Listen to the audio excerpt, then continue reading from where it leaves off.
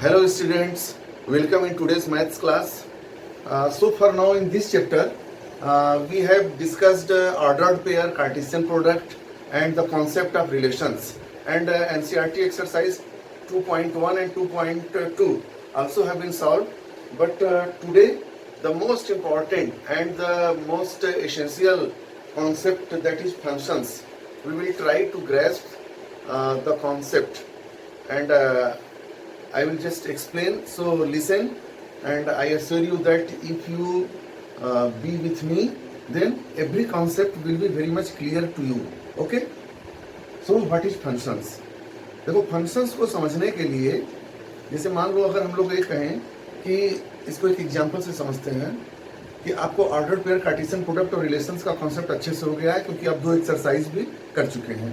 अब जैसे मान लीजिए एरिया ऑफ सर्कल हम लिख दें कि A is equal to pi R square, यह आप जानते हैं. ठीक है, A is equal to pi R square. अब इसमें R की कोई भी पॉसिबल वैल्यू आप रखिए, उसके करस्पॉन्डिंग A की वैल्यू आपको, यानी एरिया आप कैलकुलेट कर सकते हैं. अब कोई भी पॉसिबल वैल्यू रखने का मतलब क्या हुआ कि R ऑलवेज पॉजिटिव, क्योंकि R रेडियस है, रेडियस कभी नेगेटिव हो नहीं सकता क्योंकि डिस्टेंस है. सेंटर से सर्कमफेरेंस की जो डिस्टेंस, आपको इतना आइडिया है कि distance never can be negative. So R must be understood, it is that R is greater than R equal to 0. ठीक है, अगर 0 हो गया तो पॉइंट सर्कल हो गया, तो उसकी बात हम नहीं कर रहे हैं. For existence of the circle, ये मान लीजिए R इज ग्रेटर देन 0, यानी एनी पॉजिटिव इंटीजर और पॉजिटिव रियल नंबर, इंटीजर जरूरी नहीं है क्योंकि रेडियस 1/3 भी हो सकता है, √3 भी हो सकता है. तो पॉजिटिव रियल नंबर, तो हम ये कह सकते हैं कि R belongs to R positive. ठीक है, तो R पॉजिटिव में इनफाइनाइट एलिमेंट होंगे, इनफाइनाइट रियल नंबर होंगे. अब उसमें से कोई भी नंबर आप चूज कर लीजिए रैंडमली, उसके लिए आपको एरिया कैलकुलेट किया जा सकता है. ठीक, नंबर 1. और नंबर 2 क्या है कि अगर एक रेडियस है, मान लीजिए सर्कल का रेडियस R है या R डैश है, तो उसका एरिया यूनिक होगा. ऐसा नहीं कि एक ही रेडियस के लिए 2 अलग अलग एरिया आ गए. ठीक है, तो ये 2 कंडीशन अगर हमको मिल रही है, तब हम बोलेंगे कि यह एक फंक्शन को एक्सप्रेस किया गया है. Area is the function of radius, A is the function of R. अब देखिए यहाँ पे A रिलेटेड है R से, A is related to R. ठीक है, तो अगर हम मान लीजिए कि यहाँ पर एक R वाला सेट ले लें और यहाँ पर एक सेट A ले लें. ठीक है, इसमें पॉजिटिव इंटीजर होंगे कुछ भी, तो उस हर पॉजिटिव इंटीजर के लिए मान लीजिए यहाँ एक कोई पार्टिकुलर वैल्यू आपने लिया, तो एरिया की भी एक वैल्यू आएगी. कोई दूसरी वैल्यू आप लीजिए, तो यहाँ पे दूसरी वैल्यू आएगी ये की. इस तरह से R जैसे जैसे आप रखते जाएंगे इनफाइनाइट, हर R के लिए यूनिक A मिलता जाएगा. और ऐसा कोई भी R इसमें नहीं बचेगा, R स्मॉल r की ऐसी कोई भी वैल्यू नहीं मिलेगी जिसके लिए आप A कैलकुलेट ना कर सकें. ठीक है, अंडर दिस कंडीशन, इस कंडीशन के साथ, क्योंकि रेडियस आप बता दिए तो पॉजिटिव इंटीजर हो गया, पॉजिटिव रियल नंबर हो गया, तो आप A कैलकुलेट कर सकते हैं. तो इसका मतलब अब हम इसको जनरलाइज करके क्या कर सकते हैं कि मान लीजिए यह सेट A है और यह सेट B है, A एंड B. तो तब इसको हम कह सकते हैं कि F is a function from A to B such that y is equal to fx. इसको पढ़ा जाएगा f is a function from A to B such that y is fx, और x belongs to A and y belongs to B. अगर मान लीजिए ऐसा है, ठीक है, तो x यहां मिलेंगे हमको और y सब यहां मिलेंगे, तो इसको हम बोलेंगे f is a function from A to B. Condition वही 2 कंडीशन होनी चाहिए कि ऐसा कोई भी x यहाँ बच न जाए या मिले ना जिसके लिए हम y कैलकुलेट ना कर सकें। और एक y जो होगा एक x के लिए, एक खास x के लिए, एक पर्टिकुलर x के लिए, एक यूनिक x के लिए एक यूनिक y होना चाहिए। दो y की वैल्यू नहीं मिल जाएंगी। अगर दो y की वैल्यू मिल गई तो फंक्शन नहीं होगा। इसका मतलब हम ये कह सकते हैं कि यह प्री इमेज है और यह इमेज है। रिलेशन में आपको बताया गया था। तो एक प्री इमेज का one and only one image must be possible in order to exist the function. तो इसको हम लोग बोलते हैं, इसको बोलते हैं y को यहां पर अगर लिख दिया y is equal to F X, तो इसको बोलेंगे डिपेंडेंट वेरिएबल, और x को क्या बोलेंगे, इंडिपेंडेंट वेरिएबल। ठीक है, एक डिपेंडेंट वेरिएबल हो गया y, x इंडिपेंडेंट वेरिएबल, और x को हम लोग बोलते हैं प्री इमेज, और उसी x की इमेज है इमेज। ठीक, ये तो हो गया फंक्शन का नोटेशन। लेकिन कंडीशन क्या है, कब कब कोई रिलेशन फंक्शन हो जाएगा, क्योंकि function is a special kind of relation। अब देखिए यहाँ पे दो चीजें बताई गई हैं। एक तो आपको बताया गया है कि y is equal to F X, X belongs to A and y belongs to b। क्या हमेशा ये फंक्शन होगा? दो condition, for every x, for all x, for every x there must be any y, कोई ना कोई y जरूर होना चाहिए। And second, for unique x there must be unique y। अगर एक कोई खास x है तो उसके लिए खास y होना चाहिए। यहां से भी आप देख सकते हैं, मान लीजिए आपने रेडियस ले लिया 2 सेंटीमीटर, तो एरिया क्या होगी 4 pi centimeter square. A is equal to pi into 2 square, तो 4 पाई सेंटीमीटर स्क्वायर। तो इस तरह से आप यहाँ पर यूनिक होगा। ठीक है, तो इस कंडीशन को हम लिख सकते हैं। अब यहाँ पर जो है, तो ये स्पेशल काइंड ऑफ रिलेशन, तो स्पेशल काइंड को अब एक्सप्लेन करना है। क्या है पहली कंडीशन क्या है, इसको ऐसे लिख लीजिए, समझ लीजिए इसको।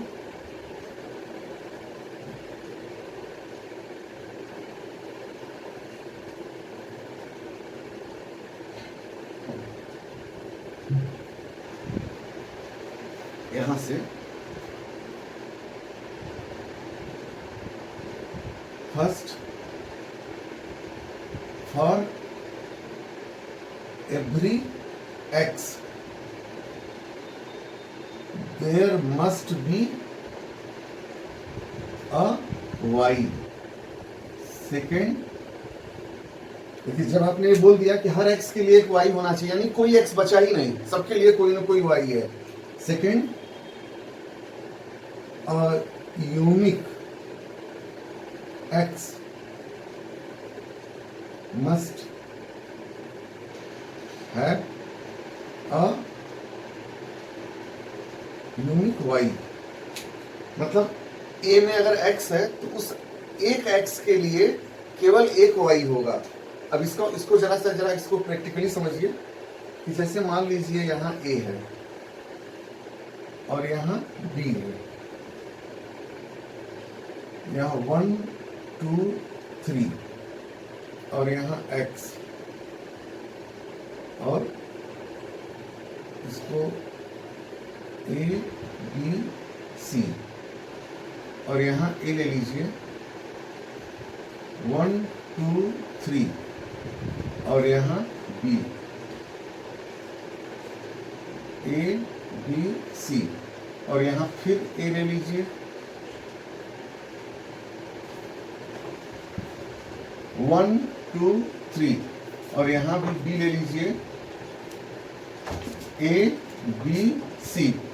ठीक है, अब देखिए 1 प्री इमेज है, 1 का इमेज है a, ठीक, 2 का भी इमेज है a, और 3 का भी इमेज है A,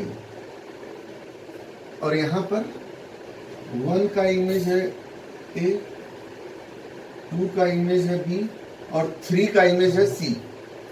ठीक, और यहां पर 1 का इमेज है A, और 1 का इमेज है B, और 2 का इमेज है C, और 3 का इमेज है C। ये 3 केस आपके सामने दिए गए हैं। इसमें कौन सा फंक्शन को एक्सप्लेन कर रहा है, कौन सा नहीं। अगर हम बोल दिए कि इसका मतलब क्या होगा, f is a function from A to B, ठीक है, और यहां बोल दिए f is a function from A to B, और f is a function from A to B। देखिए यहां आपको बोला गया कोई x नहीं बचना चाहिए, फर्स्ट सेट में कोई एलिमेंट ऐसा नहीं बचना चाहिए जिसका इमेज ना मिले। तो 1 2 3 तीनों के कोई ना कोई इमेज मिल रहे हैं, और यूनिक x का यानी एक एलिमेंट जो फर्स्ट सेट का है इसका यूनिक इमेज मिलना चाहिए। 1 का इमेज कौन है, A, और 1 का कोई इमेज नहीं है, ओके। 2 का इमेज कौन है, A, और 2 का कोई इमेज नहीं है। 3 का इमेज कौन है, A, 3 का और कोई इमेज नहीं है, तो ये फंक्शन है, करेक्ट। ठीक है, B C बच गए। कोई जरूरी नहीं है कि सेकेंड सेट में सब किसी न किसी के इमेज हो ही, ऐसा हो सकता है कि इमेज नहीं हो सकते हैं, लेकिन यूनिक इमेज मिल रहा है। 1 का केवल एक इमेज मिला, यूनिक इमेज का मतलब 1 एंड ओनली 1।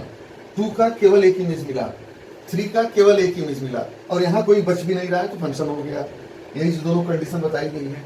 यहाँ देखिए 1 का केवल एक इमेज A, 2 का केवल एक रिलेशन B से, 3 का केवल एक करेस्पॉन्डेंस C से, तो ये भी फंक्शन हो गया, करेक्ट। अब यहाँ देखिए 1 के 2 इमेज मिल गए, A और B, तो आपने क्या लिखा है, a unique x must have a unique y। तो यहाँ पर अ यूनिक x की वैल्यू 1 है, और यूनिक y नहीं मिला, 2 इमेज मिल गए। और यहाँ देखिए 2 का इमेज C है, तो इसका यूनिक इमेज है 2 का, केवल एक इमेज मिल रहा है, और 3 का इमेज है C, इसका भी यूनिक इमेज है। तो 2 और 3 के लिए प्रॉब्लम नहीं है, प्रॉब्लम हो गई 1 के लिए, तो यह फंक्शन नहीं है, this is not a function, discard हो गया। ये रिलेशन, रिलेशन तो है, अगर ऑर्डर पेयर बनाएंगे तो 1A 1, 1, B 1, C आएगा, 2A 2, B 2, C आएगा, 3A 3, B 3, C आएगा, लेकिन वह रिलेशन फंक्शन नहीं होगा, क्योंकि 1A अगर आ गया तो 1, B 1, C नहीं हो सकता। इन तीनों में से कोई एक ही एग्जिस्ट करेगा। बात समझ रहे हैं, ऑर्डर पेयर से और कार्टेशियन प्रोडक्ट से कोरिलेट करा के देखिए। तो रिलेशन फंक्शन जितने भी हैं सब कोई ना कोई रिलेशन है, लेकिन रिलेशन फंक्शन नहीं है। यहाँ 1 की 2 इमेज मिल गई, यूनिक इमेज नहीं मिली, इसीलिए फंक्शन नहीं हुआ। तो थोड़ा और क्लियर हुआ होगा। अब हम आपको एक दूसरे तरीके से इसको बताते हैं। यहाँ पे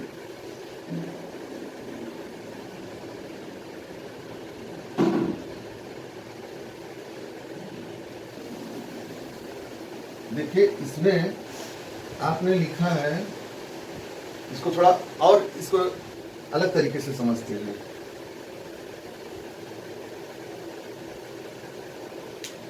यहां आपने लिखा है कि f is a function from A to B और y is equal to fx। x is independent variable and y is dependent variable. y किस पर डिपेंडेंट है, x पर, और x क्या है, इंडिपेंडेंट वेरिएबल। वेरिएबल क्या होते हैं, आप 6 क्लास से पढ़ते आ रहे हैं, जब से अलजेब्रा इंट्रोड्यूस होता है आपके सिलेबस में।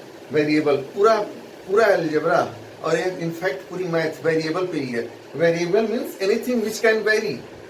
तो any quantity, any value, any number which can vary is variable. और इंडिपेंडेंट वेरिएबल का मतलब क्या है, इंडिपेंडेंट वेरिएबल को हम लोग यह कह सकते हैं कि आप जो सोचिए, ये अपने आप में जादू है, आप जो सोचिए वो हो गया। अगर आप मान लीजिए x है इंडिपेंडेंट वेरिएबल x, तो x को आप बोल दीजिए √3 बन जाओ, तो ये √3 बन गया। x को आप बोल दीजिए -1 बन जाओ, तो ये -1 बन गया। इसको बोल दीजिए 1/√3 बन जाओ, ये 1/√3 बन जाएगा। जो मन में आए वो 0 बोल दीजिए, इसको 0 बन जाएगा। तो ये इंडिपेंडेंट है, यानी कोई भी वैल्यू ये ले सकता है, कुछ भी है, तो जो आप बोलेंगे वही बन जाएगा। लेकिन यह आपने बोला x√3 बन जाओ, तो यह भी √3 नहीं बनेगा। जैसे यहाँ पे जो आपने लिखा था कि a = pi R square, r को आप बोल दीजिए 1/√3 बन जाओ, बन जाएगा। तो एरिया क्या बनेगा, उसके अकॉर्डिंग बनेगा, उस पर डिपेंडेंट है इसलिए। तो एरिया बन जाएगा पाई इंटू 1/√3 का स्क्वायर, यानी पाई/3 स्क्वायर यूनिट। यह डिपेंडेंट है, इसीलिए इसको बोलेंगे डिपेंडेंट वेरिएबल। ठीक है। अब देखिए यहाँ हो क्या रहा है, एक्चुअली फंक्शन को इस तरह से भी समझ सकते हैं कि जैसे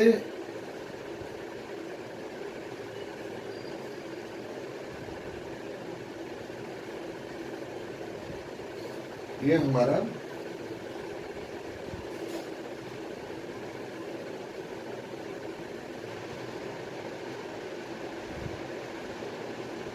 एक फंक्शन है, ये है क्या, मशीन।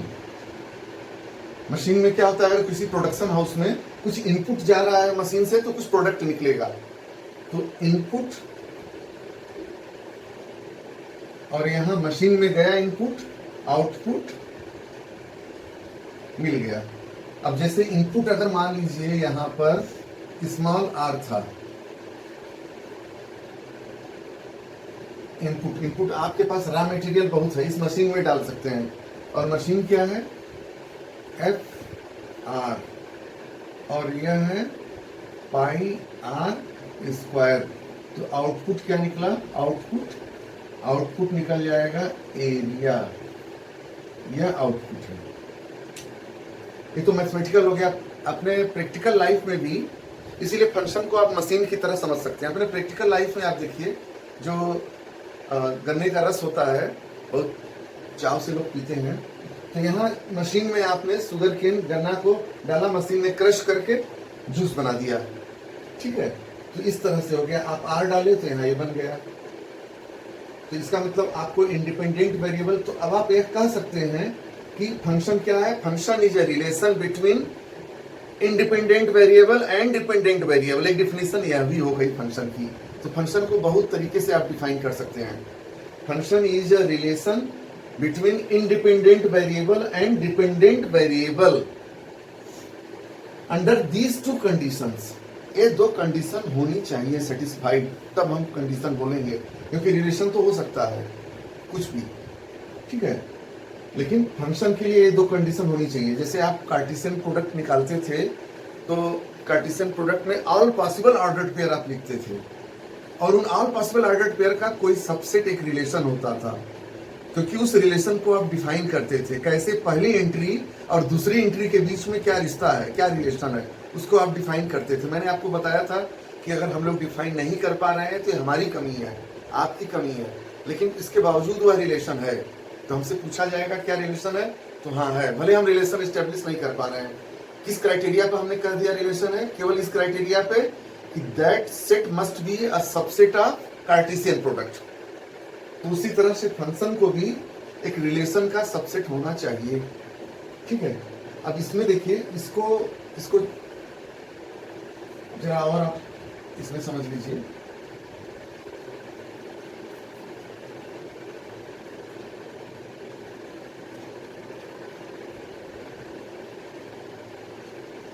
वीडियो को पॉज करके आप नोट्स यहाँ से भी बना सकते हैं, नहीं तो मैं इस चैप्टर का अलग से PDF भी अवेलेबल करा दूंगा। लेकिन ज़्यादा अच्छा है वीडियो को देख के पॉज करके यहाँ से बनाइए, या जहाँ से आपको समझ में आ रहा है वहाँ से भी बना सकते हैं। देखिए यहाँ पे जैसे मान लीजिए A है, तो मैं बोल रहा था 1 2 3, और यह B है, B मान लीजिए A और B। ठीक, अब इसके कार्टेशियन प्रोडक्ट क्या होंगे, A क्रॉस B क्या होगा,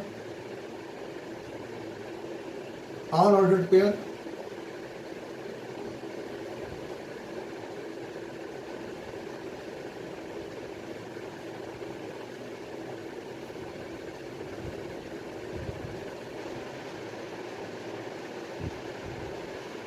ए क्रॉस बी कार्टेशियन प्रोडक्ट हो गया A और B का। ठीक है, अगर मान लीजिए हम कह दें कि 1 2 3 are the sons of A, 1 2 3 are sons of A, तब यहाँ पे हम क्या करेंगे, या 1-2 are the family member of ए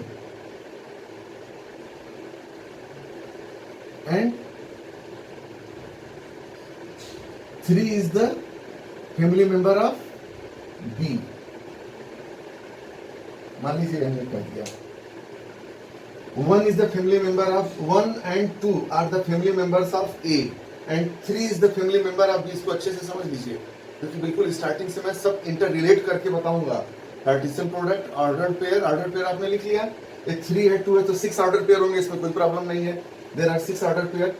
अब 1 2 3 यहाँ पे है तो इतने ऑर्डर पेयर हो गए, और इसमें से मैं ये बता रहा हूं कि 1 is related to A and 2 is related to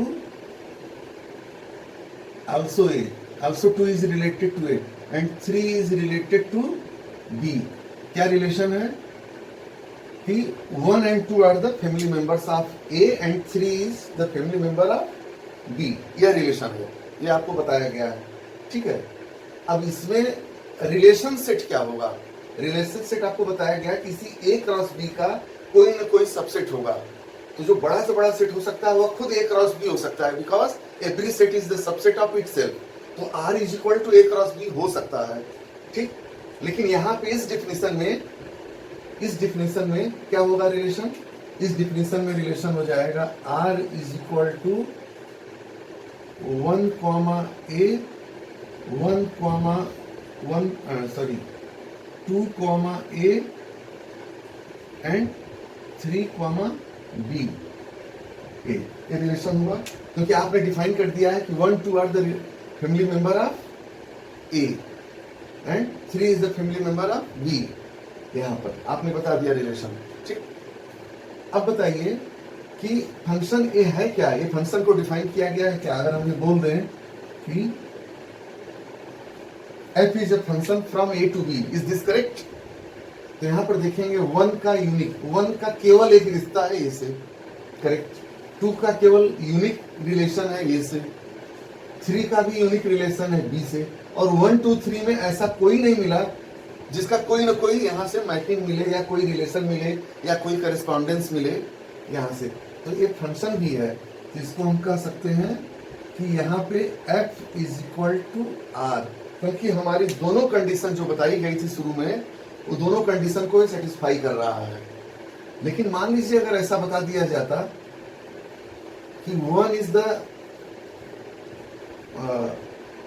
father of A and 2 is the mother of A and 3 is the guardian of B या फादर ऑफ बी, मान लीजिए इस तरह से यहां से कि यहां बना देते हैं, जैसे ये बना दिया जाए आपको, अगर मान लीजिए इस तरह का रिलेशन A 1 2 3 और B A B, और इस तरह से बना दिया जाए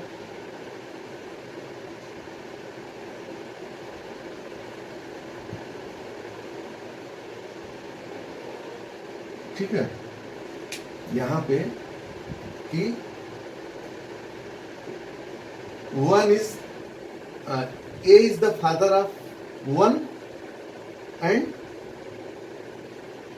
1 is a resident of a country B. 1 is a resident of country B and 1 is a father of, sorry, A is the father of, A is the father of 1 and B is the nationality of 1, यानी किस country का रहने वाला वो बता रहा है। तो क्या ये फंक्शन है 1 के दो रिश्ते हो गए, इधर एक तो बता रहा है उसके फैमिली मेंबर का और एक उसकी नेशनैलिटी का, तो यानी 1 के दो इमेज मिल गए। इसलिए फंक्शन अगर बोल दिया जाता कि फंक्शन, तो फंक्शन नहीं है, ठीक। ठीक है। अब देखिए यहाँ पे आपको रिलेशन का डोमेन, कोडोमेन, रेंज क्या होता है ये बताया गया था। अब आप फंक्शन का भी डोमेन, कोडोमेन, रेंज, ये फंक्शन नहीं तो इसको हम लोग हटा देते हैं यहाँ से।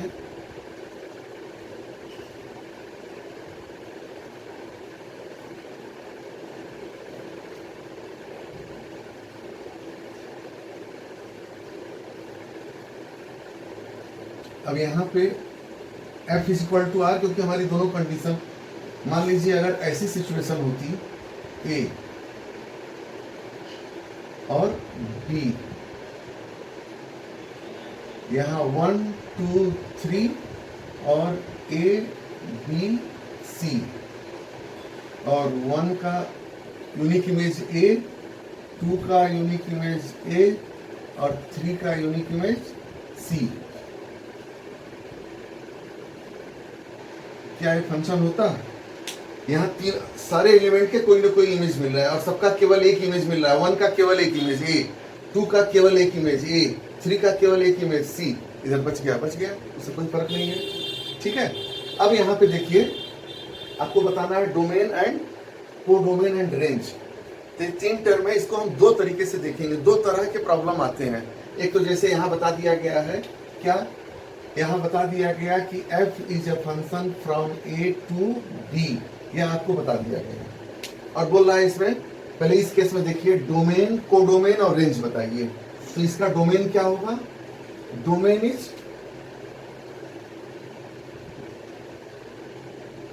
Domain set of all the elements of first set.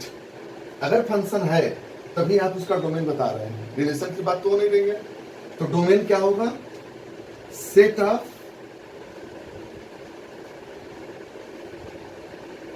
All first, set of all first elements, या हम कर सकते हैं क्या इसको, set of pre images, set of all pre images. ये हो गया हमारा डोमेन। प्री इमेजेस क्या है? 1 2 3, ये डोमेन। यानी फंक्शन इनपुट हमारा यही है, यही जाएगा मशीन में, तो हो गया डोमेन। और इधर कुछ बचना नहीं चाहिए, ये भी है, ठीक है। यहाँ के लिए डोमेन क्या हो जाएगा? 1 2 3। तो इसमें क्या हो जाएगा इस केस में? यह पहला केस मैं बता रहा हूं, दूसरा केस मैं बाद में बताऊंगा, ठीक है। अब इसमें रेंज क्या होगा? रेंज सेट ऑफ ऑल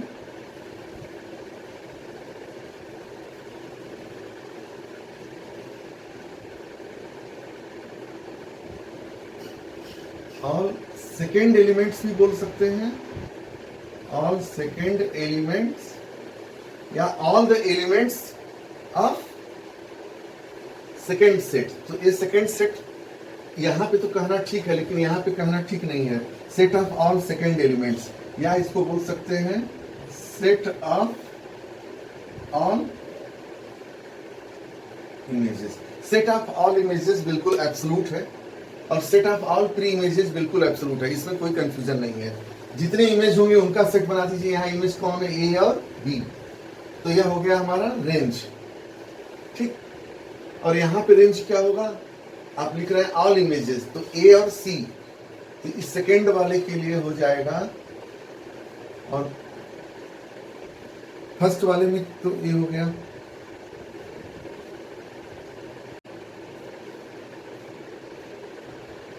यह फर्स्ट और सेकेंड दोनों के लिए हुआ। और रेंज क्या होगा इसके लिए? ए और बी, फर्स्ट के लिए। और सेकेंड के लिए क्या होगा? Range is equal to all images A and C. यह हो गया हमारा सेकेंड के लिए। इमेज का आपने सेट बना दिया। अब देखिए यहां पर बी हमारा बच गया है, तो पूरा जो सेट बी है, सेकेंड सेट पूरा यह हो जाएगा कोडोमेन। तो कोडोमेन, इसको यहां देखिए, codomain is equal to second set. यहां सेकेंड सेट क्या है, is a function from A to B, तो यह हमारा हो गया कोडोमेन, और ये क्या हो गया, डोमेन, क्योंकि इसमें कोई वैल्यू यहां बच नहीं रही है, तो सब पूरा सेट हो गया डोमेन, और यह पूरा सेट हो गया कोडोमेन। लेकिन पूरा सेट रेंज नहीं होगा, अगर हम सेट बी को रेंज कर देंगे तो गलत हो जाएगा। तो हम ये कह सकते हैं इस कंक्लूजन से कि range is a subset of